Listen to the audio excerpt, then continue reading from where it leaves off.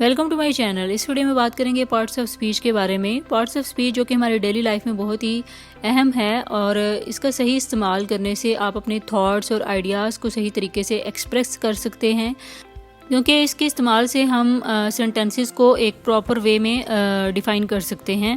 English language میں 8 parts of speech ہوتے ہیں، اور ان کی ڈیٹیل میں یہاں کلیئر کروں گی۔ جیسے کہ فرسٹ آف آل ہمارے پاس ناؤن ہے، تو ناؤن کسی پرسن، جگہ، چیز یا آئیڈیا کے نام کو کہتے ہیں۔ مثال کے طور پر محمود، مکان، کتاب، خیال، مطلب پرسن، پلیس، تھنگس، آئیڈیاز، یہ سب کیا ہیں؟ ناؤن۔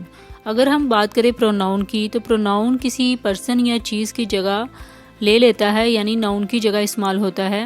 مثال کے طور پر ہی، شی، اٹ، دے وغیرہ۔ ایڈجیکٹو کی بات کریں تو ایڈجیکٹو کا مطلب ہے صفت۔ ایڈجیکٹو ناؤن کو ڈسکرائب کرتا ہے، مثال کے طور پر بیوٹیفل، فاسٹ، ہیپی، یہ سب ایڈجیکٹو ہیں۔ ورب کی بات کریں تو ورب کسی کام یا ایکشن کو بیان کرتا ہے، مثال کے طور پر رن، ایٹ، اسٹڈی، یہ سب ورب ہیں کیونکہ ان میں ایکشن شو رہا ہے۔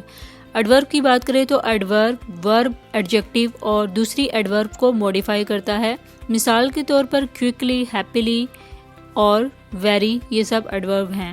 پریپوزیشن کی بات کریں تو اس کو اردو زبان میں کہتے ہیں حرف جار۔ پریپوزیشن ناؤن یا پروناؤن کے ساتھ ریلیشن بیان کرتا ہے، مثال کے طور پر ان، آن، ایٹ، یہ سب پریپوزیشنز ہیں۔ کنجکشن کی بات کریں تو کنجکشن دو یا زیادہ سینٹینس کو آپس میں جوڑتا ہے، کمبائن کرتا ہے، ایک کنیکشن بنا لیتا ہے، مثال کے طور پر اینڈ، بٹ، وین، وائل وغیرہ، یہ سب کنجکشنز ہیں۔ اور اگر بات کروں انٹرجیکشن کی، تو انٹرجیکشن اچانک کے ایموشنل ریئیکشن کو بیان کرتا ہے، فار ایگزامپل واو، آؤچ، بریوو، یہ سب انٹرجیکشنز ہیں۔ آئی ہوپ سو آپ کو پارٹس آف اسپیچ کا کنسیپٹ کلیئر ہو گیا ہوگا۔ For more informative and latest video